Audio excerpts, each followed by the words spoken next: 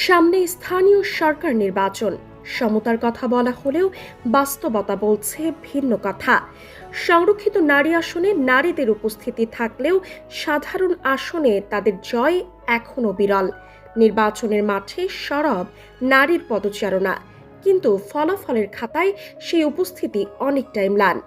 সংরক্ষিত আসনের বাইরে জয় যেন এখনো কঠিন এক সমীকরণ। স্থানীয় নির্বাচনগুলোতে নারী প্রার্থীর সংখ্যা বাড়লেও সাধারণ ওয়ার্ড বা চেয়ারম্যান পদে তাদের বিজয়ের হার খুবই কম। দের কাছে আমাদের যাতায়াতের সুবিধাটা হয়, তাদের সঙ্গে কথাবার্তা বলার সুবিধা হয় ইত্যাদি বিভিন্ন রকম কারণে আমরা পুরুষদেরকে বেছে নিই। জনসাধারণের খেদমতের সুযোগ সুবিধাটা কিছুটা তারতম্য হয়। এইটা একটা মেসেজ সমাজে স্প্রেড হচ্ছে সংরক্ষিত নারী আসনের মাধ্যমে, যে নারীরা সরাসরি নির্বাচনে অংশগ্রহণ করার যোগ্য না, ফলে তাদেরকে সংরক্ষিত নারী আসনের মাধ্যমেই সংসদে যেতে হবে। আমরা দেখেছি এই কালচারটাকে অনেক যারা নারী নেতৃত্বে আছে বা রাজনীতিতে আছে তারাও সংসদে যাওয়ার একটা সহজ পন্থা বা সহজ পথ হিসেবে বেছে নিচ্ছে। আমরা চাই যে নারীরা ওই স্থানীয় সরাসরি নির্বাচনে অংশগ্রহণ করলে মানে নির্বাচনটা একটু আপনার ভালো হবে আমার কাছে মনে হয়।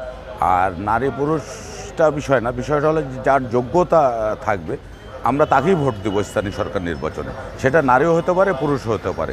ভোটারদের একাংশের এই দ্বিধা আসলে দীর্ঘদিনের সামাজিক মানসিকতার প্রতিফলন। নেতৃত্ববানই পুরুষ এমন ধারণা এখনো অনেক জায়গায় দৃঢ়ভাবে গেঁথে আছে। মেয়েদের বাহিরে বের হয়ে কাজ করাটাকেই সমাজে একটা দৃষ্টিকটু হিসেবে দেখা হয়। সংবিধান আছে, সেটাতে নারীদের অংশগ্রহণ এটা আমাদের অধিকার। তো দেখা যাচ্ছে এই অধিকারের জন্য আমাদেরকে আসলে ফাইট করে সেখানে যেতে হয়। রাজনৈতিক ব্যাপারে এখনও এই বিষয়গুলো পরিষ্কার না, কারণ এখনও রাজনৈতিক জায়গাগুলোতে নারীদের অংশগ্রহণ তুলনামূলক অনেক কম। এবার তো একেবারেই নেই বললেই চলে। প্রতিদ্বন্দ্বিতার ক্ষেত্রে এসেও দেখা যাচ্ছে নারীরা যদি ওই সরাসরি অংশগ্রহণে যায় কোণঠাসা হয়ে পড়ে। পুরুষতান্ত্রিক সমাজে বাস করি, এই জন্যে ছেলেরা চাইবে না যে আমরা মেয়েরা ভোট করি। অনেক প্রতিদ্বন্দ্বী হবে বা অনেক থামানোর চেষ্টা হবে। আর হচ্ছে আমাদের ছেলেরাও পছন্দ করে না যে মেয়েরা সেই জায়গাতে যাক। এটা হচ্ছে আমাদের বড় বাধা, কারণ বিপক্ষে তারাই আমাদের মানে অনেক কিছু দেওয়া হয়তো বিব্রত করবে বা অনেক সাপোর্ট না দিবে ছেলেরা। এই জন্যে আমরা চাচ্ছি না যে আমাদের, এর জন্য হয়তো বা আমাদের হয় না। রাজনৈতিক দলগুলোর মনোনয়ন প্রক্রিয়াতেও রয়েছে বৈষম্যের অভিযোগ। গুরুত্বপূর্ণ আসনগুলোতে নারীদের সুযোগ এখনো সীমিত। পলিটিক্যাল কালচারটা আমরা এমনভাবে আছি যে কালচারটাতেই আমরা আসলে নারীকে পিছনে রেখে দিছি। ইভেন আমাদের ধর্মীয় কালচার যেটা আছে সেটাকেও যদি আমরা বিবেচনা করি তাহলেও আমরা নারীদেরকে পিছনে ফেলে রাখছি। একটা ভাইব্রেন্ট পলিটিক্যাল সিস্টেম তৈরি করব, তাহলে আমার প্রথম যে জিনিসটা দরকার আমার পলিটিক্যাল কালচারটাকে চিন্তা ভাবনা করা দরকার। মানে পরিবর্তনের জরুরি জায়গাটা হলো এইটা।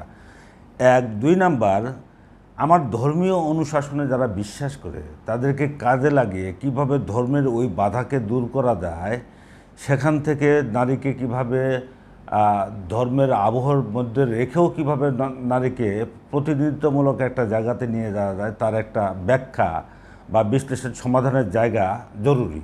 সরকারের প্রধান কাজ হচ্ছে রাষ্ট্রের পলিসি নির্ধারণ করা। পলিসিটা এমন হওয়া উচিত, নিরপেক্ষ একটা সেকুলার পলিসি হওয়া উচিত যেখানে নারী এবং পুরুষ একই রকম ভাবে মর্যাদা লাভ করবে। এবং শুধুমাত্র নীতি প্রণয়ন করলাম, নীতি বাস্তবায়ন করলাম না, তাহলে কিন্তু হবে না। সংখ্যায় বাড়ছে নারীর অংশগ্রহণ, কিন্তু ক্ষমতার সমীকরণে তারা এখনো পিছিয়ে। সংরক্ষিত আসনের বাইরে এই ব্যবধান শুধু নির্বাচনের পরিসংখ্যান নয়, এটা আমাদের সামাজিক বাস্তবতার প্রতিচ্ছবি। এই বাস্তবতা কতটা বদলাবে সেই উত্তরের অপেক্ষায় এখন ভোটের মাঠ। শামসাদ জাহান, পদ্মা নিউজ।